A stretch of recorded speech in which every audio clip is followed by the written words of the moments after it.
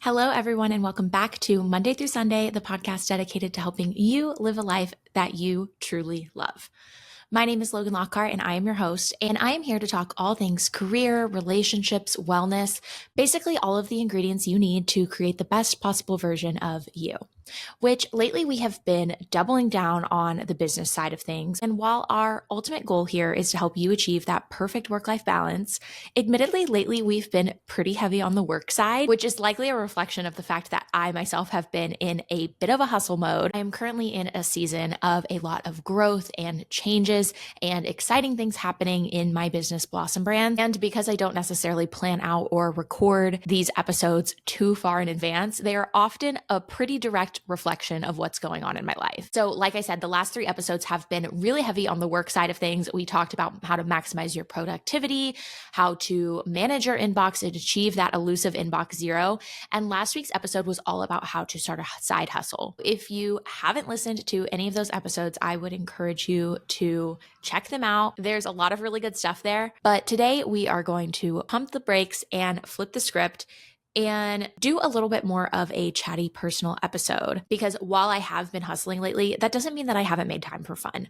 So in today's episode, we are going to go through my weekly report, which if you haven't heard of it, it's a trend that I believe started on TikTok, and the word report is an acronym for things that I am reading, eating, playing, obsessing over, recommending, and treating. And it's just a fun way to share with others what's going on in your life right now. And as someone who personally isn't very active on social media, like I'm not kidding, my last Instagram post was in October. I tested out this format on our Monday through Sunday Instagram and posted a little carousel a few weeks ago of my first weekly report. And it was just a fun way to chit chat with you guys, talk about some things that I'm obsessed with lately. So that's exactly what we're going to do on today's episode. So without further ado, let's dive in. Welcome to Monday through Sunday. I'm Logan. I'm Sanam. And I'm Lane. We're best friends, the founders of Blossom Brands, and the hosts of this podcast. We can't wait to take you behind the scenes of running a 7-figure agency with our best friends. We're sharing our mistakes, our lessons learned, and giving you tactical advice to build the career, the business, and the relationships you dream of, and a life you don't need a weekend to escape from. So let's get balanced and let's get down to business. Welcome to the show. Okay, so starting off with the letter R, which stands for what I'm reading. And I have been having so much fun with reading lately, and I'm going to tell you why. I have a group of 8 best friends from college. We were all in the same sorority, lived in the Zeta house together, and have stayed really, really close ever since.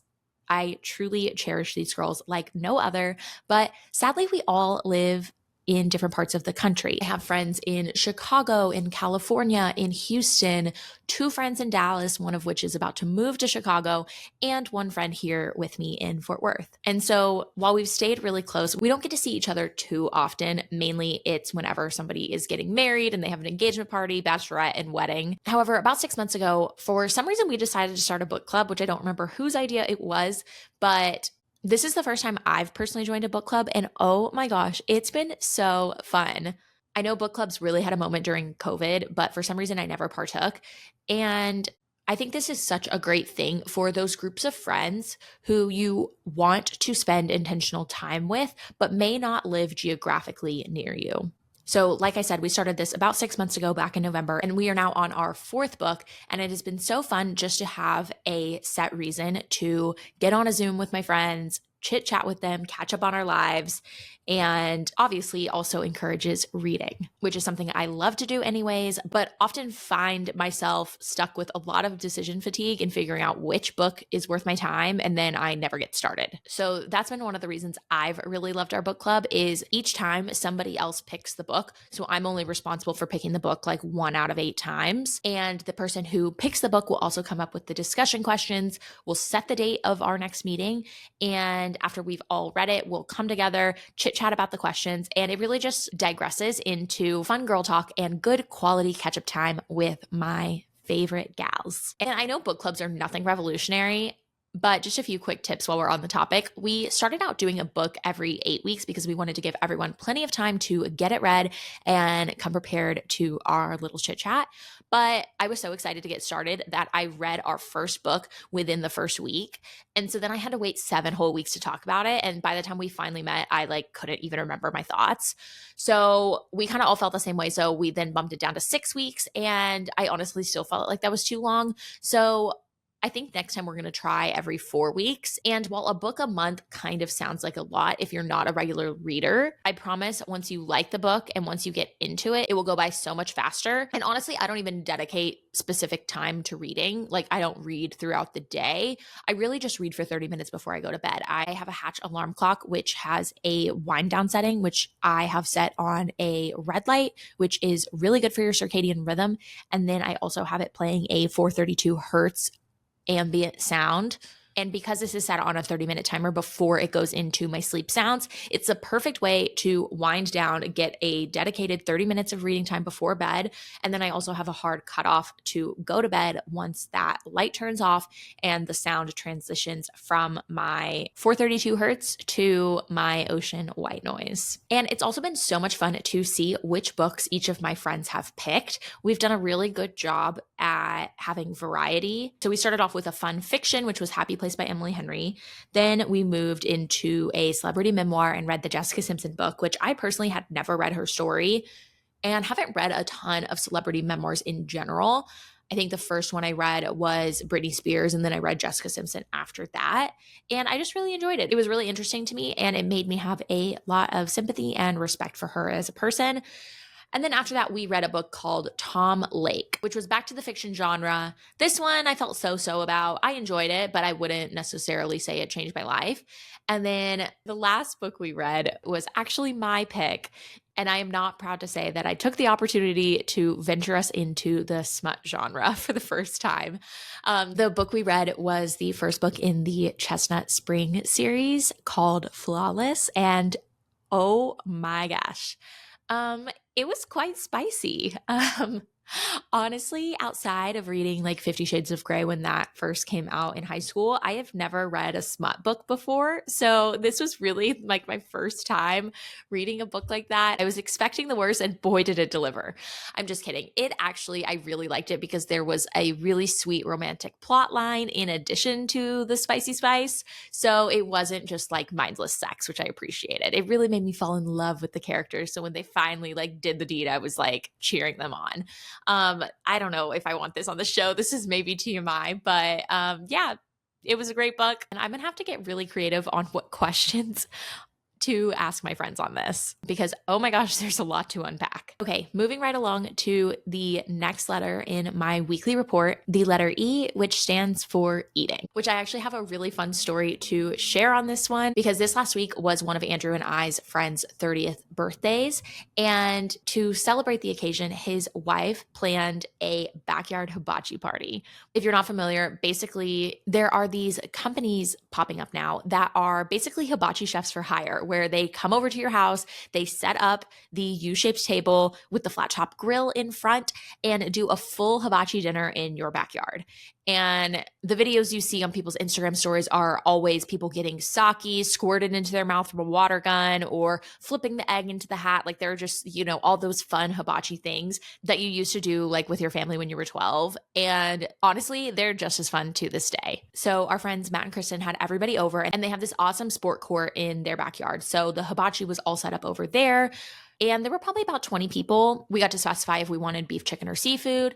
And our chef's name was Toyota, which I'm sure that wasn't his real name, but he was just hilarious and awesome. And overall, the experience was super fun, but definitely more boozy than I expected.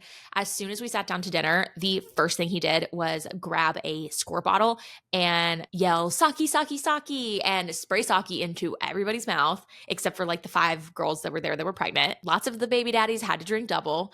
And it was just a grand old time. It really started off with a bang and continued as such for the duration. So if you've ever wanted to try backyard hibachi, can attest it is 10 out of 10 fun. And if you were local to DFW, I asked my friend Kristen and she said the company was called Let's Hibachi. Also, I was a little bit worried being gluten-free if I was going to be able to eat anything, because normally, they cook everything in this big pile on those flat top grills and then just pass it out. So I made Andrew do my dirty work and tell the chef I was gluten-free. And he was so sweet to make me my own little portion off to the side of all the veggies and the steak without soy sauce, because that contains gluten. So overall, it was so much fun. And Matt and Kristen, if you are listening, I love y'all. You have set some seriously high standards for 30th birthday parties. Andrew's 30th is coming up this year in August, and I'm just not sure how I'm going to top that. So if you have any ideas, let me know. All right, ladies, let's get real here. Do you want your man to age like fine wine, getting hotter and hotter with each passing year? I mean, who wouldn't, right? Well, listen up, because I've got something that's going to help you make that happen. Meet Atwater, the ultimate game changer in men's skincare. Developed by the former president of Kiehl's, this new men's grooming brand brings innovation to the forefront with intuitive products that are deceptively simple, meaning he'll actually want to use them. And let me tell you, I can attest to this firsthand. I gifted my boyfriend Andrew one of Atwater's starter sets last year, thinking he would never use it, but hoping for the best. And I was literally shook to my core when I noticed him starting to use the Heavy Armor facial moisturizer every day, even packing it in his carry-on for our trip to Cabo. I was seriously so freaking proud. Now, let's talk about the eye armor, because if fine lines and wrinkles are becoming a concern around his eyes, this is the solution. Atwater's eye armor is a powerhouse firming cream designed for all skin types. This transformative eye cream targets multiple concerns, revitalizing the delicate eye area with its unique texture. Watch as it diminishes fine lines, depuffs, tightens, brightens, and banishes dark circles, leaving him with a refreshed and youthful appearance. Ready to upgrade his skincare routine? Head to Atwater Skin now and use code MONDAY for an exclusive 20% off your purchase. Don't miss out on the opportunity to treat your man to the gift of radiant, healthy skin with Atwater.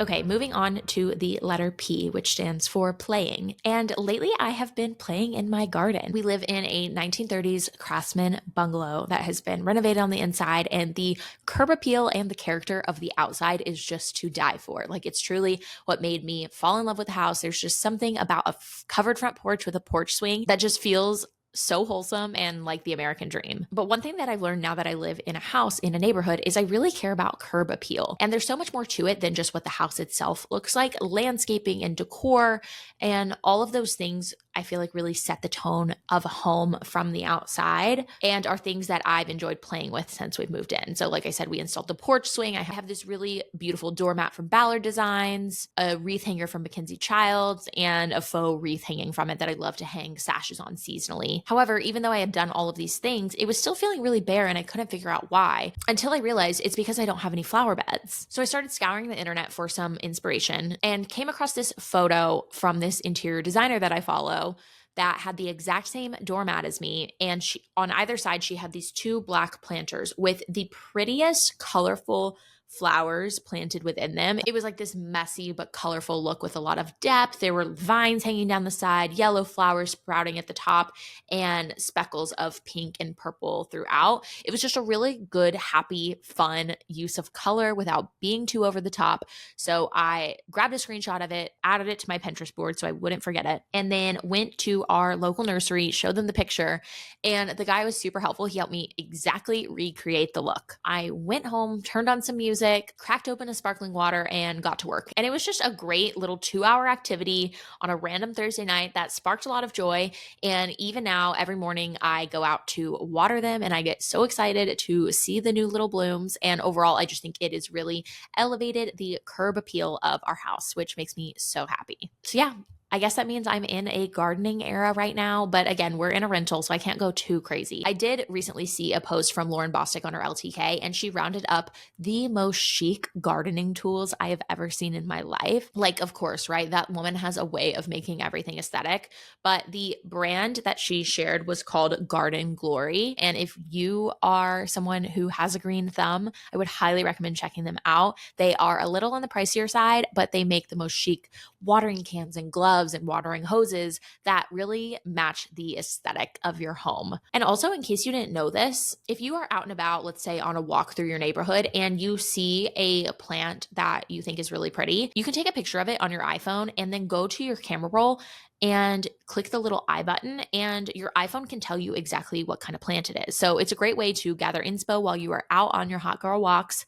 And yeah, I'll keep you updated on my gardening journey. Okay, moving on to the letter O, which is what I am obsessing over. And this is a bit of a newer one that I've really gotten into the last like 3 or 4 days or so. And that is a after work wind down walk with no headphones, which this is a habit I've done on and off over the years, but when I'm on it, I seriously love it. Recently, I was digging into my Apple Health data and I realized that even though I'm working out every day, I'm only averaging about 5,000 steps a day, because after my morning workout, the rest of my day is pretty sedentary. So this past week, I started incorporating a chill walk after work around 5 or 6 p.m., depending on whenever I close my laptop for the day. And I will say my evening walks are very different from my morning workouts. So typically I do some sort of circuit or strength training in the morning, but if I'm busy or not feeling it, I'll go on a walk. So while in the mornings, I'm full of energy and I'm really trying to push myself to not only build physical strength, but also mental toughness to prepare for my day. My evening walks, I have a completely different mentality. I'm not treating this as a workout. I'm really treating this as a moment to reset and recenter my mind after a long work day of staring at screens. So while on my morning walks, I'll often listen to a podcast or an audiobook. On my evening walks, I don't even wear headphones, and I will literally just walk silently for 30 or 45 minutes and either use this time to let myself think and strategize about what's going on in my life, or I will use this time to let my mind be a complete blank, which more often or not, that's what's the case. I don't know if you're like me, but during the day, I feel like I am always so go, go, go. So it's been really nice lately to take this time for myself with no expectations. I'm not relying on it to be my workout of the day because I already got that in. So these evening walks are a time where I really meet myself where I'm at. And I don't push myself in any particular direction other than to just get my feet moving. I'm not looking at my pace. I'm not looking at my step count. And I'm not forcing myself to go for a certain amount of time. As long as it feels good, and as long as I put my shoes on and get out there, I consider it a win. And what I found is even if I'm feeling a little bit lazy and don't want to go, once I get out there, I typically walk for at least 30 or 45 minutes. And then when I get home, I have this like final surge of productivity that allows me to make dinner, clean up, and get in bed early, rather than if I hadn't gone on the walk, I would probably still be rotting on the couch. Okay, moving on to the letter R, which stands for recommending. And I'm going to keep this one short and sweet because I have already talked your ear off about movement. But what I am recommending is the new strength class format at Core Power Yoga, which I'm not sure if any of you listening are Core Power girlies, but personally, I never have been. It was the one workout class I just could never get into. I always thought I would like it. I would sign up on ClassPass and I would go to the class and end up hating it. But the only format I had tried before was their sculpt class. And as you guys know, I recently moved from Dallas to Fort Worth.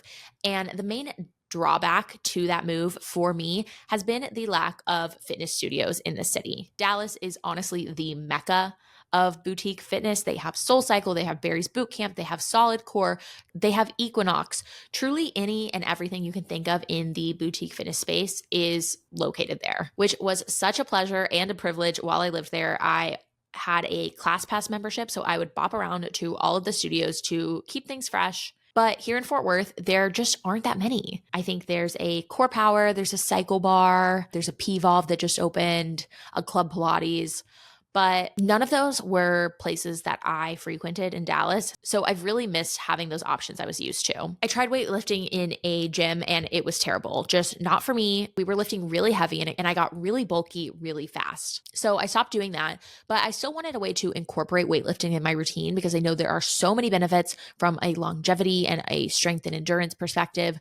And so I was browsing on ClassPass and realized that Core Power recently launched a strength format, which is different from their sculpt classes, different from their C2s. This is more of a traditional weightlifting or HIIT style class where you're doing 45 seconds on, 15 seconds off, lifting lower, heavier reps. So I like to think of this class as like weightlifting for the girlies. And while in my normal workout routine, I do low intensity interval training, incorporating 1 day a week of strength training, focusing on one specific body part has been a really nice change up for me. And I'm excited to see how it goes, which leads me to the final letter in my weekly report, which is T for what am I treating myself to?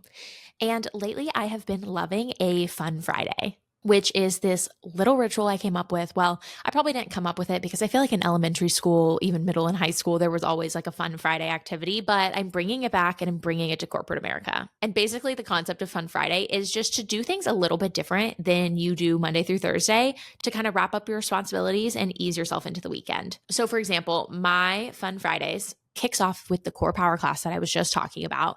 And then after that class, I will treat myself. I will, instead of working from home, I will go to a coffee shop and sit at a cafe, order a large iced almond milk latte, and sit down and get my work for the day done first thing in the morning. It really helps break up the monotony of the rest of the week and start my weekend off on a high note. A few other things I do on my Fun Fridays are make sure that I'm wearing a cute workout fit and a cute cover up, because if you're going to a workout class, you're going to get all sweaty. And there's nothing worse than being sweaty and ugly. Like if you're sweaty, but you're in a cute workout fit and your hair's not a mess, kind of a Sporty Spice moment. Like she obviously just worked out, but she still looks cute and put together. On the flip side, if you're sweaty and wearing an oversized t-shirt and your hair is a total frizz ball, you just feel like a mess. And that is not how we want to feel on Fun Fridays. So put on a cute little workout fit, make sure you have a sweatshirt or a cover up to put on, go get a workout in, and then set up shop at a coffee shop and get shit done. Typically, I try to finish up all my work by 1 or 2 p.m. on Friday afternoons. And then after that, I will run whatever little errands I have on my radar. Like last week, I picked up a gift from Williams-Sonoma because I had a wedding shower to go to that weekend. But basically, just do whatever other little things you need to do out and about before you come home, take a shower, and get ready for the weekend ahead. I have been loving my Fun Fridays lately. So whether you do what I do or do your own routine, I would just encourage you to change things up and live a little on Friday to reward yourself for working so hard during the week. Okay, and there you have it. That is my weekly report and all the ways that I have incorporated balance into my life Monday through Sunday. Thank you so much for listening to this episode. And if you liked it, please do me a favor and rate, review, and subscribe. Thanks so much for tuning in to this episode of Monday through Sunday. If you're building a career, a business, or any relationships, we know your time is valuable, so thank you for spending it with us. With that in mind, we would be so grateful if you can spare 2 minutes to rate and review this podcast. Your reviews help spread the message to more people that work doesn't have to suck. By the way, if you're looking for your community, join us on Instagram and TikTok at Monday Through Sunday Pod.